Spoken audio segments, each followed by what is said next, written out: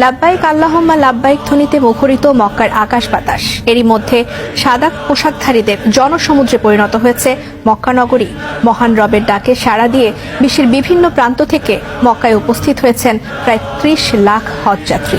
আগামীকাল মিনায় অবস্থানের মধ্য দিয়ে শুরু হবে হজের মূল কার্যক্রম।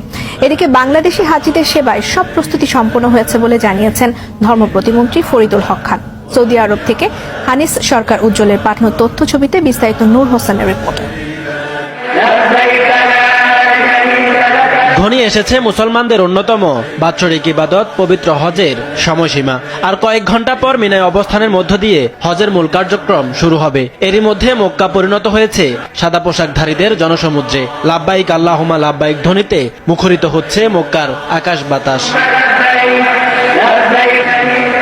সৌদি সরকারের তথ্য বলছে, এবছর সবচেয়ে বেশি মানুষ হজ করার সুযোগ পাচ্ছেন। পৃথিবীর বিভিন্ন প্রান্ত থেকে প্রায় ২০ লাখ আর সৌদি আরবের প্রায় ১০ লাখ মানুষ এবছর মহান রবের মেহমান হওয়ার সুযোগ পেয়েছেন।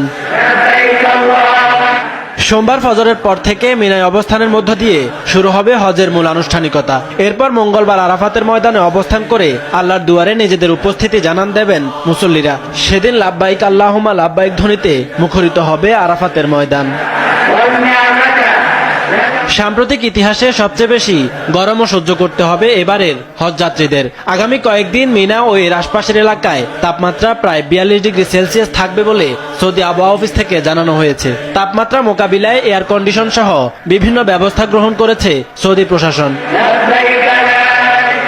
এদিকে বাংলাদেশি হাজিদের সেবায় সব প্রস্তুতি সম্পন্ন হয়েছে বলে জানিয়েছেন ধর্ম প্রতিমন্ত্রী ফরিদুল হক খান। মিনা, আরাফাত ও মুজদালিফায় পর্যাপ্ত ডাক্তার, নার্স ও অ্যাম্বুলেন্সের ব্যবস্থা রয়েছে বলেও জানান তিনি। আর হাব সভাপতি এম শাহাদাত হোসেন তসলিম জানিয়েছেন, হাজিদের সর্বোচ্চ সেবায় প্রস্তুত রয়েছে এজেন্সিগুলো।